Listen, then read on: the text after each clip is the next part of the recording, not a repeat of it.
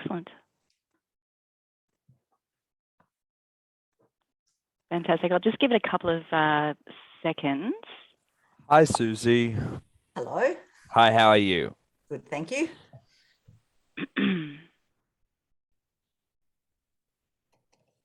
Evening, everyone.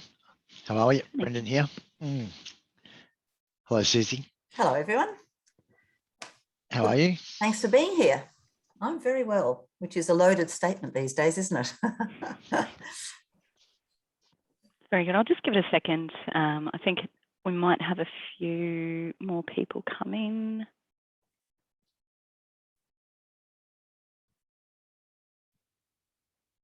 No, perfect. All righty. Well, thank you everybody for attending this evening, and welcome to the ACAP Social Work Discovery Sessions. So my name's Shelley Young. I'm one of the National Course Advisors here at ACAP. So tonight I'm going to take you through a little bit about us, and then I'm going to hand you over to Susie. So Susie's our discipline lead for social work. So she'll be able to help you through with the questions later on. Yep. So next slide, please.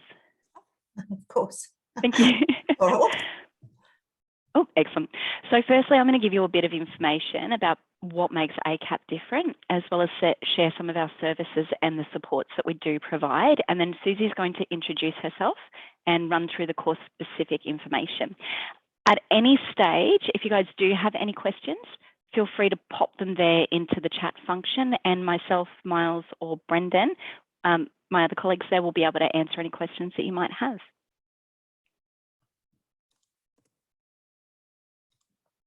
Thank you. So let us take a moment in commencing tonight's sessions by acknowledging the traditional owners of the country throughout Australia and recognising their continuing connection to the land, waters and culture. We pay our respects to their elders, past, present and emerging. We recognise those whose ongoing efforts to protect and promote Aboriginal and Torres Strait Islander cultures will leave a lasting legacy for future elders and leaders. I'm on Gubbi Gubbi land. I'm on the Woiwurrung and Bunurong people of the Eastern Kulin Nation, Wurundjeri land. If anyone wants to pop through, if they know the country that they're on, feel free to pop that in, or pop in where you're from as well, so that we all know. Yeah, I'm not quite sure where I'm from, what country. I'd like to know myself. Yeah, interested. It is very interesting. Indeed. So I'll take you over a little bit about who we are at ACAP. So we're the Australian College of Applied Psychology, and we've been delivering specialist courses in the helping professions for over 38 years now, so since 1983. ACAP doesn't just provide social work programs. You might also be familiar with our other disciplines, such as psychology, counselling, criminology and coaching. So each one of these disciplines do have their own delivery methods that you can choose from, but definitely be sure to look at the attendance requirements before enrolling, or again, ask one of us course advisors. More than happy to help you out. Since ACAP was founded, we have successfully graduated over 13,000 students nationwide, having them industry ready upon the completion of their qualifications. Thank you. So now that we've covered who we are, it's time to take a look at who you are and why you may wish to study with social work with ACAP. So ACAP's personalised learning experience is one of the first reasons why students do choose to study with us. Weekly classes can be completed both in and outside of business hours, so it helps to fit into your lifestyle. Class allocations are done on a first in, first served basis, and we can make changes where available up to your census date. During COVID-19, we have been flooded with positive response in regarding our classroom experience. So with our smaller class sizes, students still have the opportunity to actually study on campus where restrictions and regulations regarding your safety and social distance can be easily assured. So you'll also have the reassurance that no questions will go unanswered, and you'll be given the time and attention that our students deserve.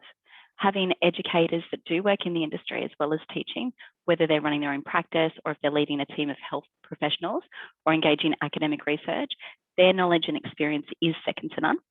They've been where you are right now, and they've probably asked the same questions that you're going to ask. The network connections and reputation and legitimacy that our college has in the sector also means that we can have you ready to step into a professional career upon the successful completion of our courses. Our accrediting bodies, such as the Australian Association of Social Work and the Australian Counselling Association and the Psychotherapy and Counselling Federation of Australia, Career Industry Council of Australia and the International Coaching Federation, means that you do have the assurance that upon completing our qualifications, you'll be recognised Australia-wide for your discipline and your studies and experience. We have 3 intakes during the year as well to accommodate study needs. So we commence in September, then February, and then in June. And if you've looked at our fees and payment page as well, you will have seen that ACAP also has access to the Commonwealth Assistance, better known as Fee Help. So this program is available to Australian citizens, New Zealand citizens, special category visa holders, or humanitarian visa holders. And the purpose of this program is to defer the cost of your studies till you do have the financial capability to afford small repayments. That's as little as $10 to $20 deducted prior to tax as well, so it's hardly noticeable. Excellent. And ACAP does offer support to you inside and outside the classroom. So we have a variety of networks and support services readily available to ensure that you do get the most out of your studies and excel with your personal and professional growth. So we offer services such as our student learning support team, who run regular webinars and workshops. They also have how-to guides, video tutorials, and they even have their own website, which is pretty cool, where you can find all of that useful information, which also gives you more independence throughout your journey. They're even happy to sit with you one-on-one as well and go through study plans and all the important things. So things like your assessments, academic writing, referencing, and presenting. Thank you. So ACAP recently brought out the new Ally initiative as well as part of the Pride in Diversity Network. So we support students from all walks of life and promote equality, sustainability, and advocacy for every community. We hold regular catch-ups for those who are interested to get involved. We meet like-minded individuals and make lasting connections. We have seen that extracurricular initiatives and programs like this don't just boost student morale, but it also helps them to flourish in their studies with their peer-to-peer support. Excellent. So we have a trimester model there for our studies. So we run each of our 3 intakes every year. So we deliver full-time and part-time options for your studies. So you can take things slow, or you can even accelerate your studies in some circumstances. The delivery does vary from course to course, and it does include options like on campus, you've got online, blended, and then you've got a combination of those deliveries as well. So definitely speak to a course advisor when you do enroll, just to go get a thorough understanding there and make sure you are getting that right delivery method for you and your course. That's it. And now I'm going to hand you over to the lovely Susie. Thank you very much. And I'll let her explain what we're all here for, which is social work. Hello, everyone. Warmest of welcomes to ACAP Social Work. And I will acknowledge we're on the unceded lands of the Woiwurrung and Bunurong people of the Eastern Kulin Nations here in Victoria, and pay my respects to the elders, past, present, and emerging. So I've been a social worker for a very long time. I was a practitioner for many, many years, and I've been teaching social work for 20 years. And it actually has suited me very well. Not for the reasons that I thought originally would appeal to me, when I thought it would be useful to be able to, help people and be involved with changing the world. But really what's been exciting is working with people who've been disadvantaged by society's inequities, people who've been excluded, experienced racism, discrimination, marginalisation, refugee, Indigenous people, people with a disability sometimes, if society has not made it comfortable for them, young people, family where there's abuse, violence in the families, people who identify as LGBT, lesbian, gay, bi, intersex, transsexual, and who people don't understand who they are or what they're going through. And being involved with a team of social workers, working together with individuals, couples, families, young people, community groups, whole societies, and telling people their rights, naming injustice and working alongside them as they find their way is really rewarding and interesting. People have said to me, why would you want to do social work? Isn't it depressing working with people who are living in poverty or being discriminated against? But actually what is exciting is watching people when they're informed of what they can do, when they're informed of resources and their rights, they blossom, and it can be very exciting to be part of that process. So within our degree, there are many different, 3 or 4 different approaches. The first one is a diploma of community services, and this is run by the vocational education group, and it teaches you case management, which can be used in Centrelink, can be used with the NDIS, that you are the person who will manage a person's situation, working out where to refer them to, working out what resources they need, and working individually with them in a hands-on practical way. So this is a nationally recognised award by the federal government.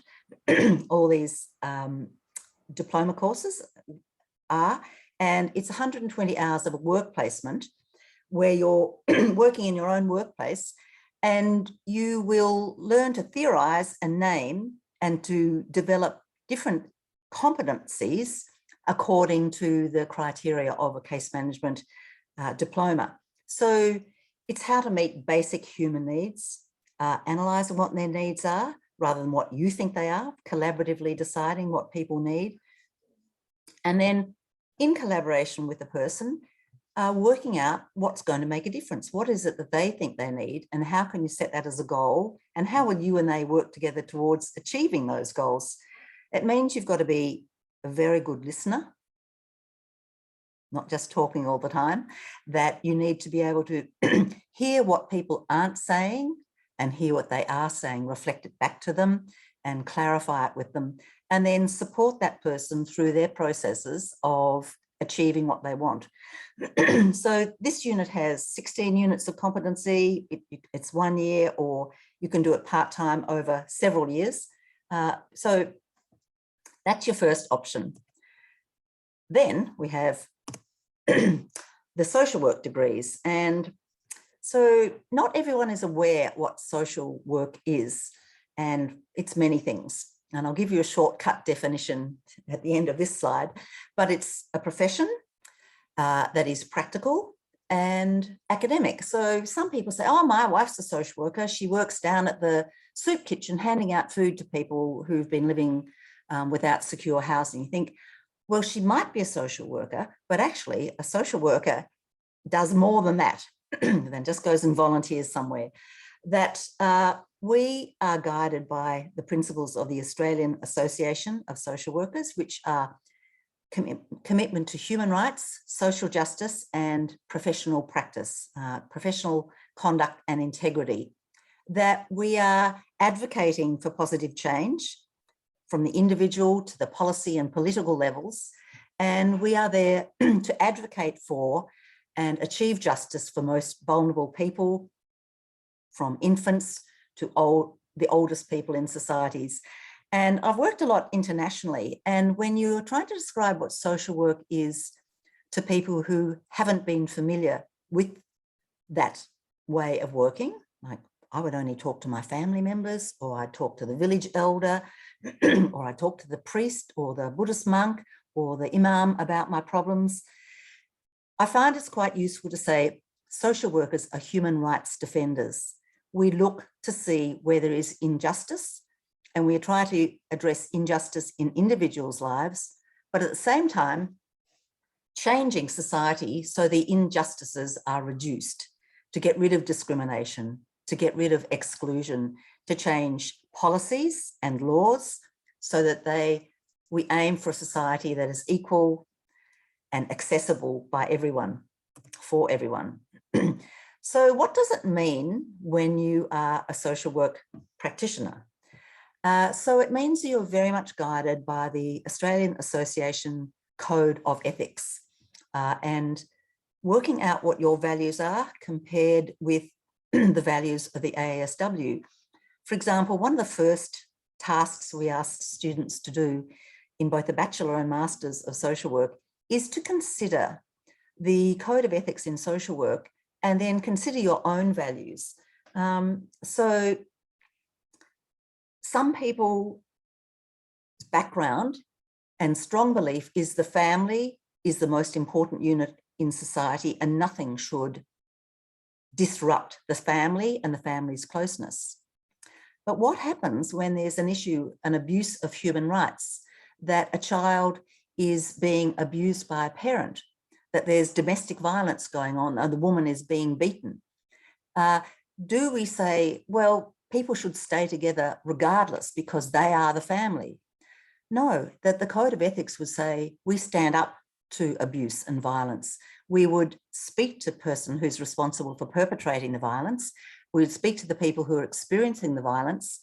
We would recruit other family members outside the immediate family, and we might recruit elders in the community and other interested people. And it may be that some members of that family move out of the home and live with other members of another family or other members of their own family. But the rights of the individual, right down to a child, take precedence than keeping the family together for the sake of it. So they're really hard dilemmas, which is why we need critical reflection and strong self-awareness. You need to be aware of your own beliefs and be prepared to think openly about how you might challenge those ideas. So it's a very demanding, philosophical, emotional, and intellectual process. And I do warn people as you come into social work that you may well find that you're learning new ideas, thinking differently in ways that your family and friends no longer or don't come along with you. And some people say, I can no longer talk to my brothers because they just think very differently. Or I saw a school friend the other day and actually I realized he's racist and I'd never really understood that before.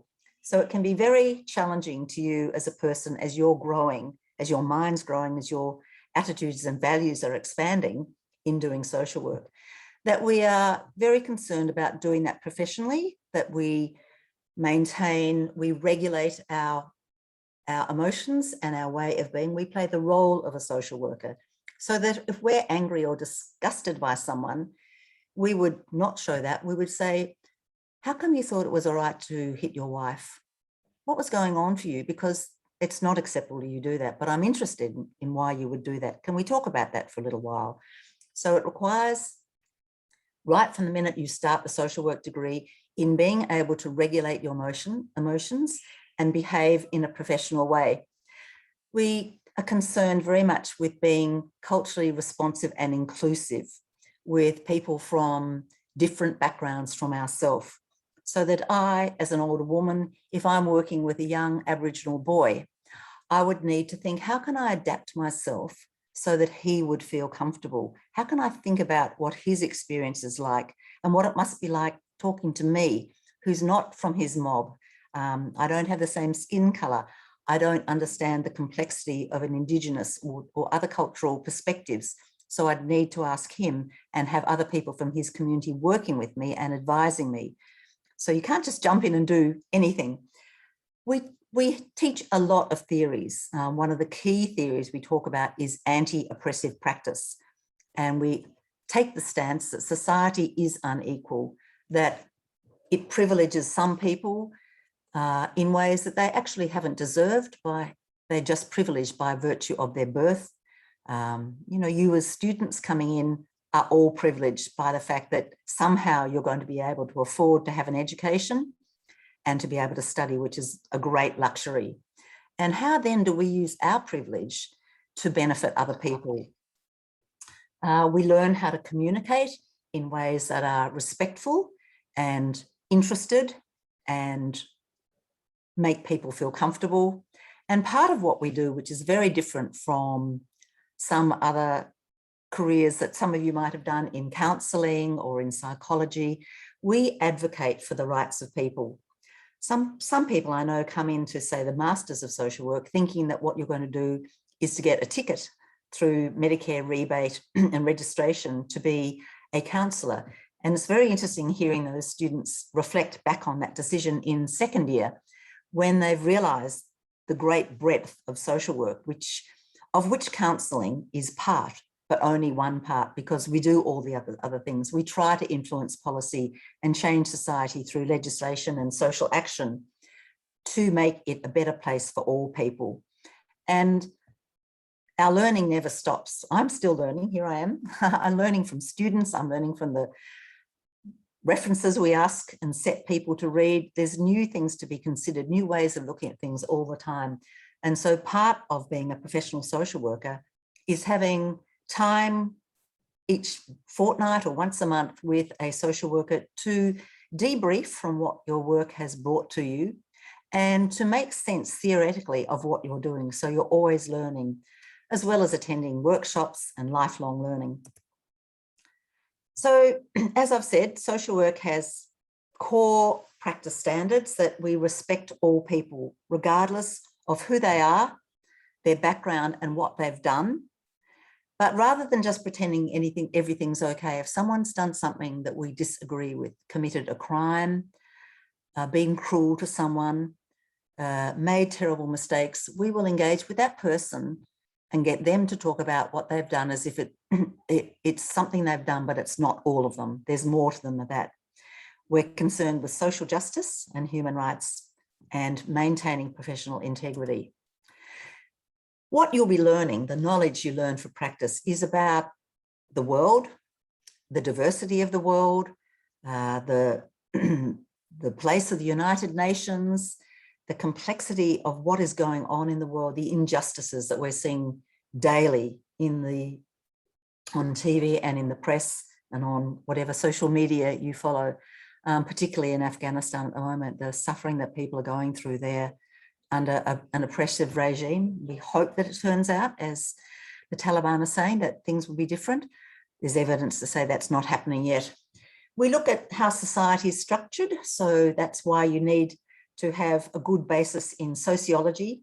And we look at the influence of gender, age, ability, disability, sexuality, sexual orientation and gender identification, ethnic and economic disadvantage, and the different positionings that you will have by virtue of your geographical location in the world, as well as your location within the hierarchies of power and oppression. And they all cross over and intersect. And so we call that studying the intersections of power and oppression. That's one of the theories we look at. So we study society and politics, the legislation. We look at culture, the culture of different language groups, the culture of sexual identity, the culture of people who are living with a disability and in a family with someone with a disability, and so on, youth culture, age culture, and we're always analysing power. And what's interesting is once you start thinking in terms of what power do I have, what power does that person have, and how are people positioned either with or without power in different contexts, once you get that perspective, you can't not have it. So you begin to see power. Our students are saying, you know, I met with some friends I hadn't seen, and I suddenly see actually that person is a bully and that other person just puts up with it. And I was saying to her, you don't have to put up with what they're saying because she's a bully and you don't need to put up with that. So it's quite fascinating to look at the dynamics of relationships from an analysis of power. So social work is a very employable profession. And part of why this is a very good pathway into a career and a job is that, as I'll be telling you soon, we do huge field education placements, some of which then offer our students a job. And so they're working part-time in a pseudo social work position, although they're not qualified before they even finish the degree. Social workers are employed by government bodies and non-government bodies, by philanthropic organisations and religious and church and charity organisations. We work in the criminal justice system, child protection, aged care, mental health. We work in prisons, hospitals, Centrelink, with refugee and asylum people, and in different big and large and small organisation. Probably one of the most challenging areas you can work in is working with people experiencing unsafe or insecure housing, because they are so powerless in terms of don't have any money, don't have a roof over their head, don't have a mailbox to receive their mail. And many people have ended up experiencing homelessness because they have an untreated mental health condition or have experienced massive abuse in their life and are living with trauma that is rendering them less competent and capable of looking after themselves. Although on the other hand, the street wisdom of people experiencing homelessness is fascinating, but a lot of lonely people, not only people experiencing loneliness who are living without secure housing, as you would all be aware, over the COVID pandemic, a lot of people are doing it tough in terms of social isolation.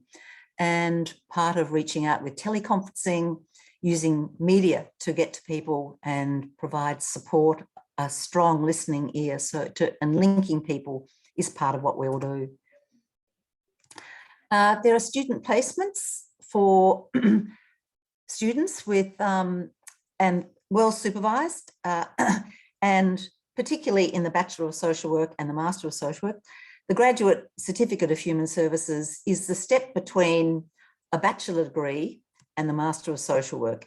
And to qualify to the Master of Social Work, the Australian Association of Social Workers requires people to come in with a good understanding already of the inequities in society, which you get through the social sciences, as well as a good understanding of human development and human beings, which you can get through psychology. So the graduate certificate has 4 units that can provide that entry criteria. So say you've done a job of, you've got a degree in nursing or architecture or the health sciences, but you don't have sociology and psychology, 4 units of the graduate certificate are often enough to augment the units that you do have to qualify you for the Masters. So the Bachelor of Social Work is a degree that you can come to straight from school. And we have people who are called school leavers, and they are people who've done year 12 or the International Baccalaureate the previous year. And then non-school leavers, who are people who did it either the year before or several years ago. And we have a combination of students coming in to the first year Bachelor of Social Work in Sydney and in Melbourne is where we're teaching Bachelor of Social Work at the moment. So it suits people who are mature age and who haven't studied a bachelor degree before. But if you have studied a bachelor degree, you'd be best to come into the Masters because it's quicker. And it's 2 years rather than the 4 years of the bachelor degree. It provides foundation knowledge in the social sciences and again looks at power and oppression. And you qualify as a social worker ready for practice. Compared with a bachelor degree in psychology, which is 3 years, social work qualifies you immediately for practice. After a Bachelor of Psychology, you need to do a year of honours and then 2 years further of a Master's or 2 years supervised practice. So this is a quicker pathway to be earning money and to be doing the job you want to be doing. The Bachelor of Social Work is a 4-year degree. There's an embedded honours year for students who are achieving high marks, and that's decided at 3rd year. It includes 2 500 field education placements, which take about 3 months of unpaid work placement. So it's really difficult.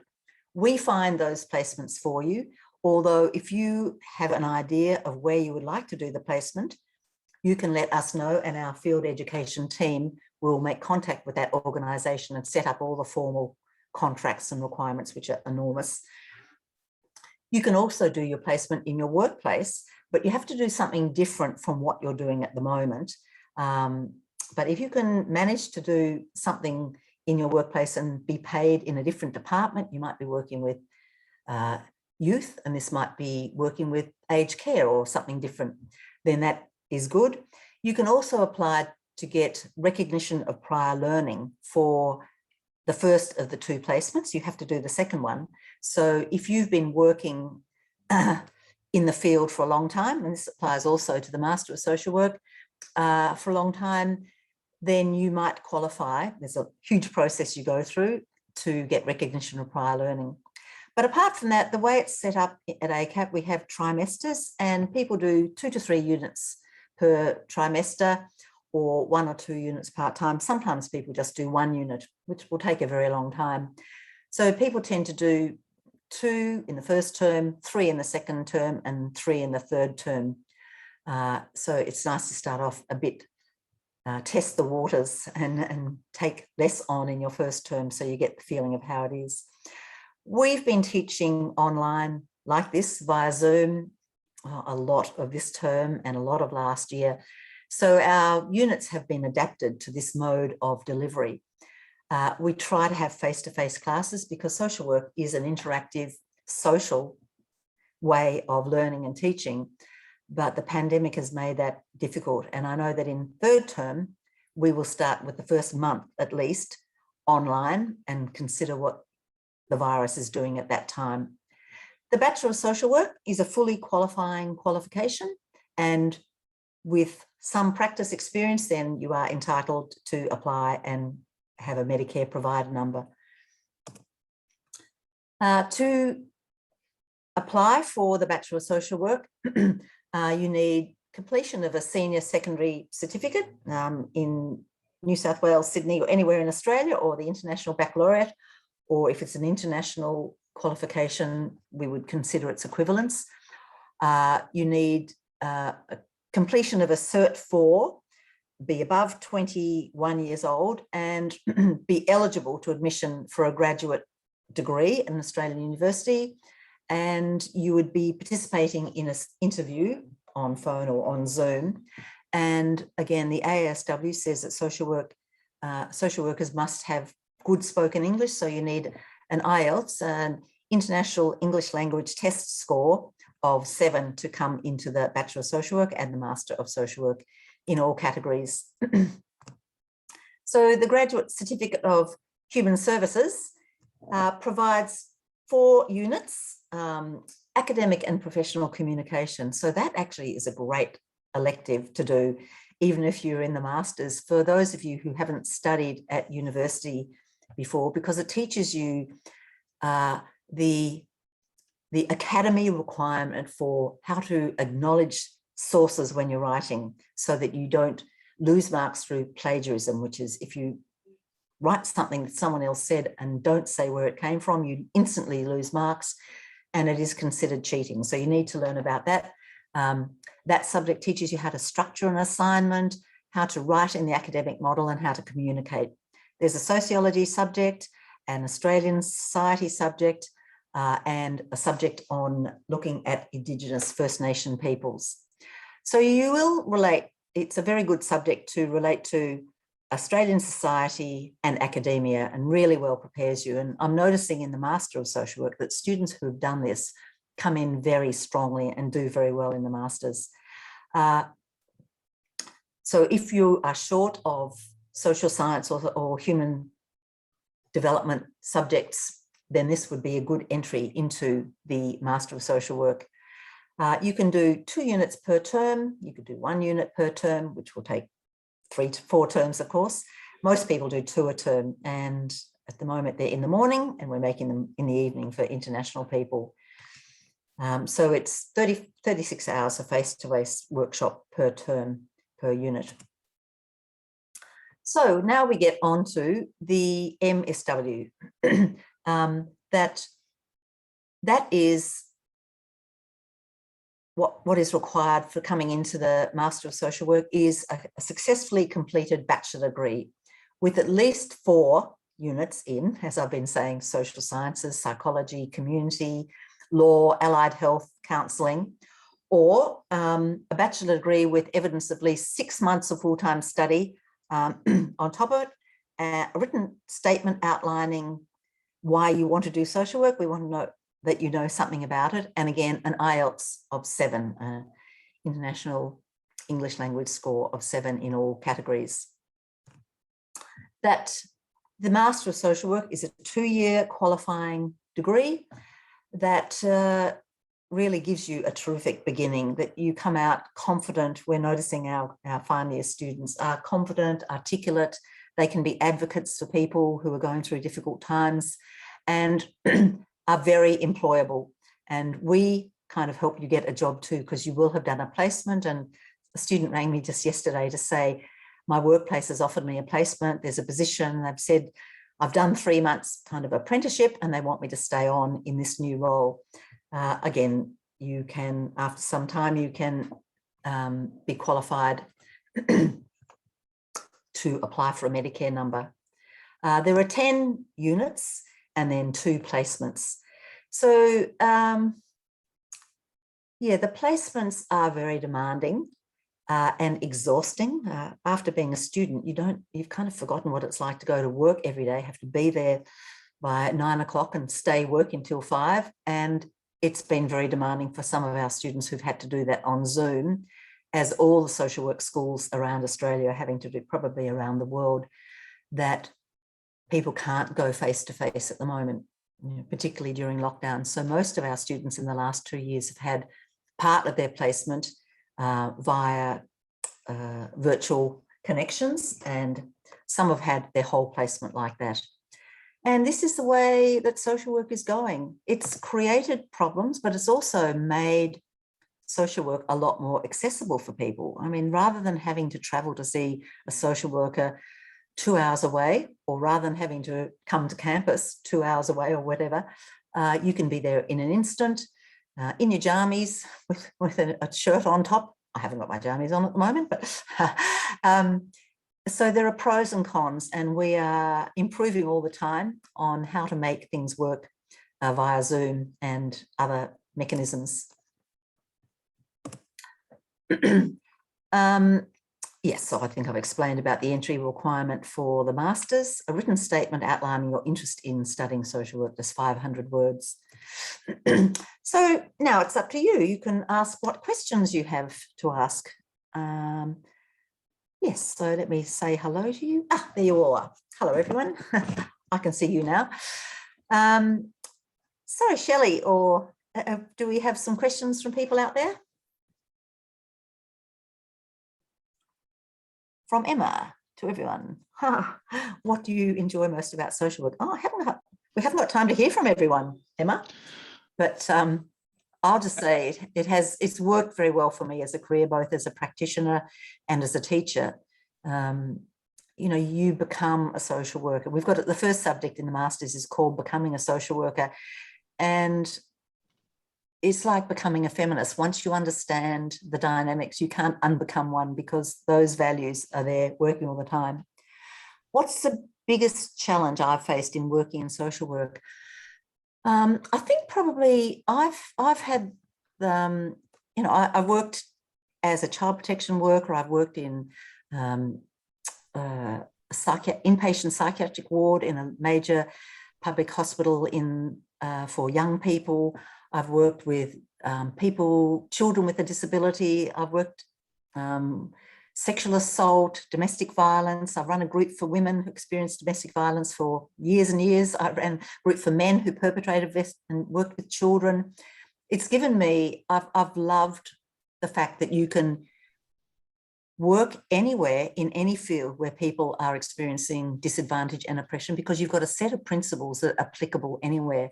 And so I worked overseas in my academic role of teaching social work in Myanmar, Thailand, Palestine, and I'm currently developing with UNICEF some social work child protection curriculum in Bangladesh.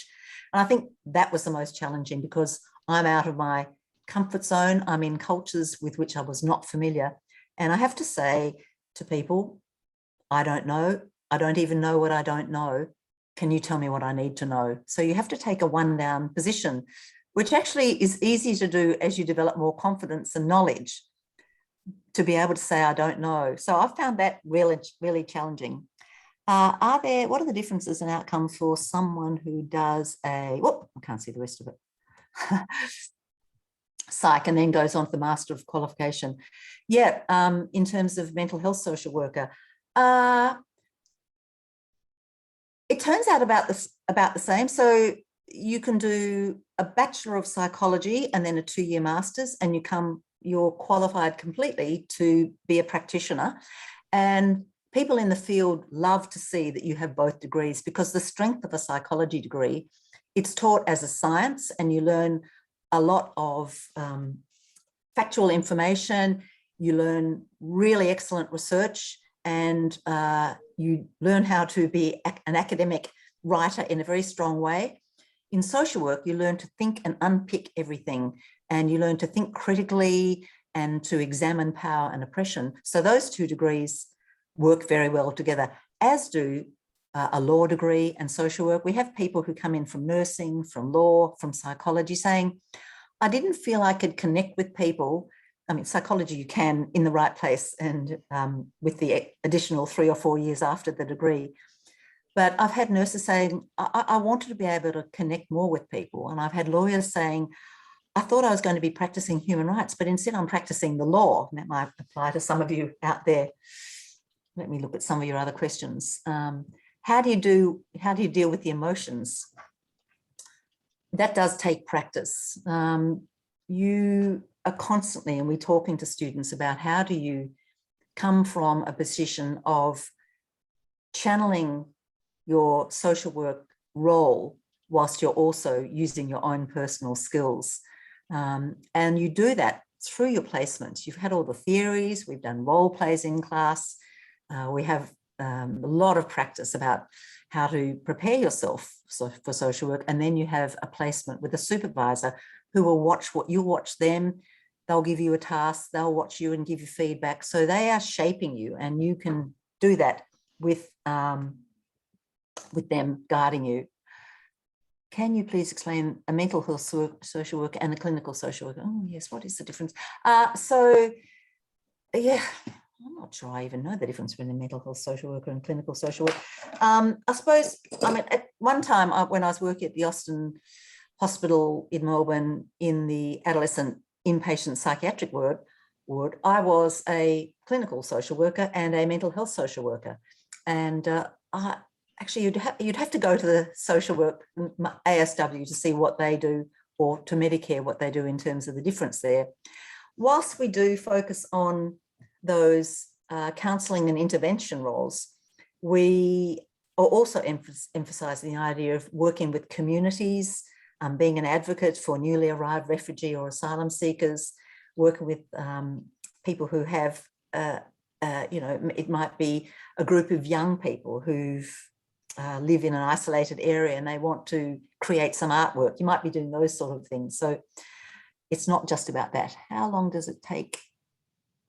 Yep, I'd like to work in a mental health hospital. Those placements are very difficult to get, and I will tell you that I'm in Melbourne and I'm the discipline lead at the Melbourne social work degree. And if you're wanting to do a medical placement, Melbourne Uni is more equipped to do that. They have relationships with a lot of the hospitals and they get most of the medical social work placements. So ACAP, we're more interested in working with people who are disadvantaged in the broad spectrum of things. So yes, while we do have some mental health placements, they're a bit harder to get. Let me see, I would like the difference between social work and counsellors. Oh, I love answering that one. The difference between a social worker and a counsellor. So some of you may well be counsellors. And what I've noticed when students come into the Master of Social Work, where I'm doing most of my teaching at the moment, they've come in with a counselling degree. In the first week, I do a demonstration of a social work role play, and I get someone to play the client and I do it. And I've had someone saying, you're so unprofessional in the way you're doing it. You're talking to them as if you're just equal with the client. You're not an expert. And I say, good, welcome to social work. We like to be transparent and to create equality wherever we can. And they said, when they said something, you responded with an opinion. We've been taught not to give an opinion and to not position ourselves. In social work, we position ourselves on the side of human rights and social justice. And one of our key skills in anti-oppressive practice, when someone says, you know, mum kicked me out of home because I didn't get on with a stepdad, and he used to bash her up and I'd try to stop him, but they both said leave, then our response would be, that's really unfair. You don't deserve that. Whereas the counsellor will say, we're taught not to comment. So we take a strong position on social justice and we advocate for young people. We advocate for the woman in that situation. We'd be advocating for the perpetrator to take responsibility to work out why they are harming people and to stop doing that in the interests of the whole family. So social work includes counselling and about 15 other things, some of which I've described to you.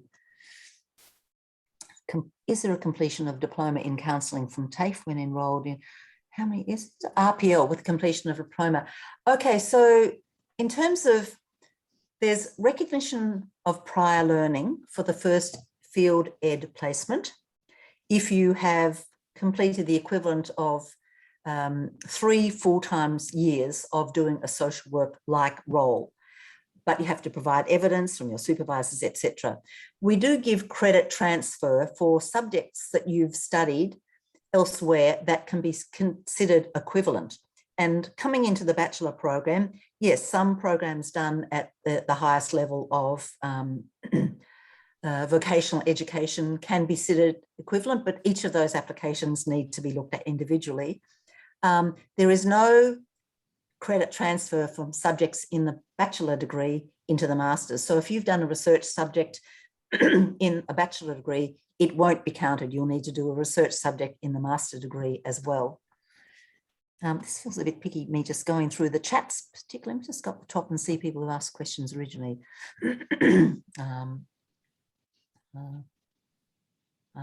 Oh, there's lots of people from all over. Oh, welcome world, people from everywhere. And what else have we got? There's questions. Are we able to access these slides? I don't know. Yes, I think so. Someone's, can psychology merge? Can psychology and social work merge? Yes, you're enrolled in one course or another, but you know, people sometimes do one and a bachelor in one and then go on and do the masters in the other. Yeah, either way. Someone's asked for information where placements will take place. I did give some examples. Let me know if you still need to do that.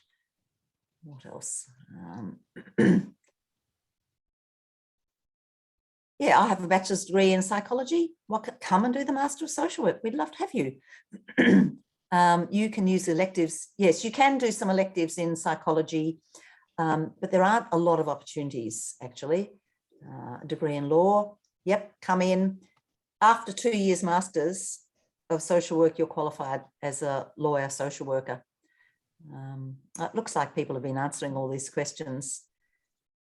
Any of these courses eligible smart and skilled funding support? I don't know. The advisors probably can tell you that. Unfortunately, no, they're not, Susie. Oh, okay. Thank you for answering that straight away. I'm a mum of 3 young kids. Oh, congratulations. How wonderful. We often have children on the screen now with people at home, which is, I teach a subject about social work with families, and it's always great to see families. I'm concerned about the hours and need to complete the course. You can do 1 per term, you know, and we structure the units. So just to let you know what one subject, which we call units, involve, one subject is 3 hours a week. So if you're just studying one, you would need to find a 3-hour block in your week to study the subject. And they go either 8:30 till 11:30, 12 till 3, 3:15 till 6:15, or 6:30 till 9:30. And so you're doing 2 units a week, and they are, you're committed to 6 hours and at different times. So for people with children, you'd probably prefer to study part-time and choose the hours and subjects at which time that you would like. Someone says, do social workers work from jail? Yes, yes, we have. I mean, you can imagine people end up in jail often because of poverty, you know, when you have a lot of money, you go into jail for what they call white collar crimes, like men with suits, women with suits who wear white shirts and a tie, and they commit banking and fraud, and they go to jail for that. But people who are impoverished only have their fists and steal money and may hit people. So they go in for violence and disadvantage. Sometimes people in prison have their first experience of post-school education. So prison can be an opportunity for people to discover who they are and to have their disadvantage and oppression recognised. I was the liaison person for people who had a placement a couple of years ago at Forensic Care, which is units where people have committed a crime where they had a mental health condition. And so they remain in incarceration until they are able to manage their mental health condition. And extreme disadvantage and loneliness, but finding their way. So there are counsellors, therapists, people who can liaise with them and their family. There are youth training centres where young people are incarcerated. And when young people commit crimes, it's usually because something has happened within their families that have made them desperate. You know, people call it attention-seeking behaviour, but how terrible you have to seek attention for things that we would hope that everyone would receive attention for. I work full-time. What's the maximum time I can take to complete the BA? Well, it's a 4-year degree. You might study part-time, which would probably mean you would do it not 8 years, probably 6, because you would take a placement. A placement is worth the equivalent of 3 subjects, so that would be 3 months. So you'd go through, and that's. What impact can social work have, e.g. the immigrant family in rural Victoria that was recently deported? Well, a lot of my friends, and including me, have been activists towards the Australian Department of Immigration to be more generous in our intake for refugee and asylum seekers. Australia has always taken a lot of immigrants.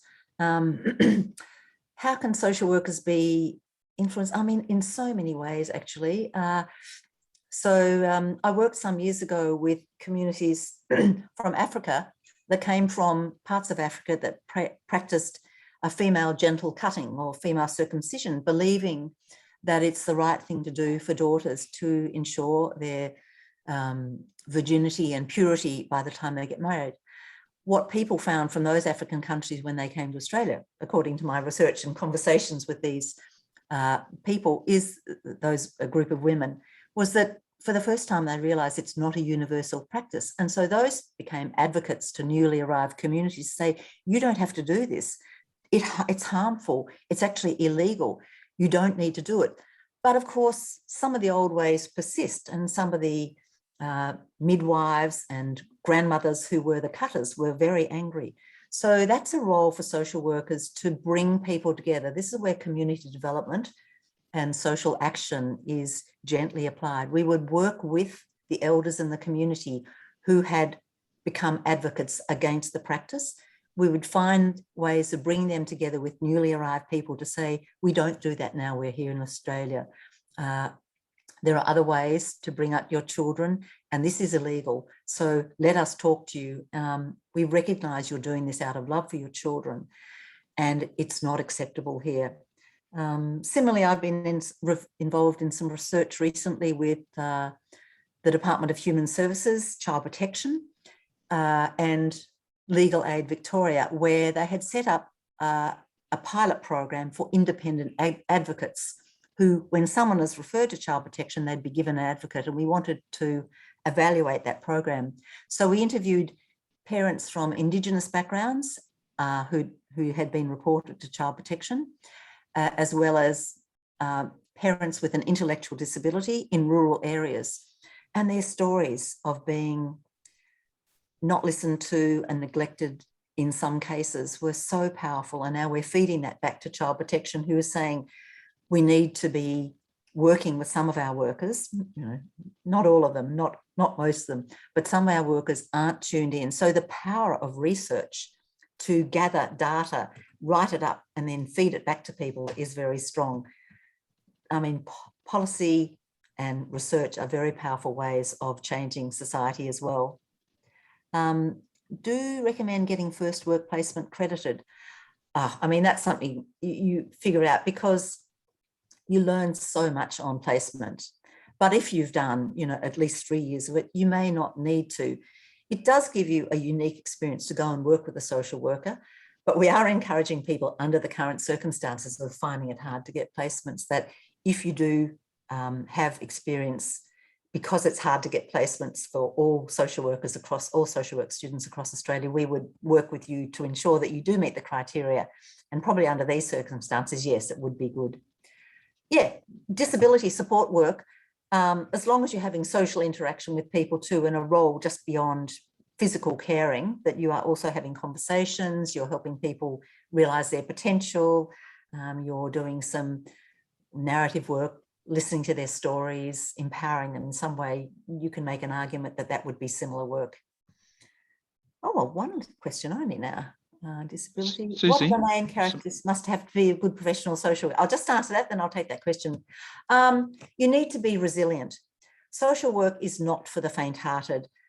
We work with people who are the most vulnerable people in society, who can at times, out of desperation, be aggressive, violent, and pretty scary. And some, people come to social work because either you're the person in your family or school group that everyone goes to, and you're very good with people. You might come to social work because you've experienced awful things and you want to be there for people who were like you as a child, or who like you, and you want to be able to give back. Other people come from very privileged, loving homes and think that everyone should have that and want to share your privilege with other people. So all of us have to be resilient and not weak-kneed when something happens, so that if you can't come to social work to say, I would never want to work with domestic violence. It's not my thing. I wouldn't want to work with anyone who'd been sexually assaulted. I don't think I could work with people from a certain cultural group. I don't really understand what it is to be a trans person. Wouldn't want to work like that. Don't do social work if you're not open to every person's worth as an individual. Don't come to social work if you don't think you can bear hearing the awfulness that people experience. Think about it, deconstruct it, make sense of it, and work out how you can work with them to reach their potential. So I would say empathy, resilience, and intelligence. There's a lot to think about in social work. Yes, where was that question from? That was me, Susie Miles. Hello, Miles. Oh, that's you. Yeah, one of the students has asked a couple of times about mental health and it affecting the potential to work as a social worker. Yeah. The last time she asked says, can you work as a mental health social worker if you have a diagnosed mental health illness? Of course. A mental health illness is a diagnosis, and it's something that people live with and usually have medication, something to contain the impact of the mental illness. If you or anyone else out there is living with a mental health diagnosis, you probably will have a psychiatrist who's advising and caring for you, and will have your mental illness under control. I remember about 5 years ago, a student who came to social work with the diagnosis of schizophrenia was very upfront about it. And he said, there are times when schizophrenia gets the best of me and I will need to take time out over the course of my degree. I was so impressed with how he managed himself. He would communicate really clearly. He registered with the disability unit so that we knew that there were times he needed additional time because he'd had a bad patch of time. There was a term he took a leave of absence because he wasn't well. But the issue is to be a clear communicator, and that is about professional conduct. We want you to practice that, all of you, when you first enter the degree, that if you're not able to come to a class, you let your tutor know. It's polite. it's good behaviour, it's professional, that if you're not feeling well, there are many things. You can have an extension, you can have special consideration, and if you have an ongoing chronic condition, we'd expect you to register, and so that we can be aware of that and help you get through those difficult times. So it doesn't get in the way, and you need to be able to be upfront about it and manage it well and communicate about how you are. And if you're not well at a time, let us know. So you need to take time out so we can respond sensitively and let you do your best at the times when you're at your best. Any other questions? That's our time. I've got book club now. So thank you everyone for coming. We hope to see you in our degrees next term. And there you are. I think Rupati was going to put my email address so that you can ask me questions, and you'll make those slides available, I think. Is that correct? Thanks, everyone. Enjoy my book club yet. Yeah, we're discussing the twilight of democracy, which is a big issue for the world.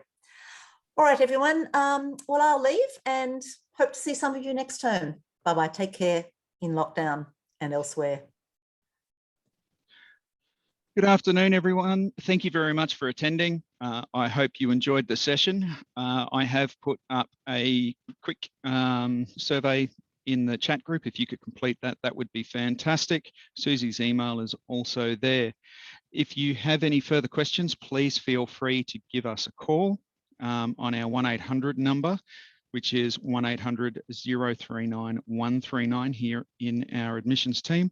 Also, we have our emails here at the apply email, which is apply@acap.edu.au, or you can also email through to connect@acap.edu.au, and we will get back to you as soon as possible.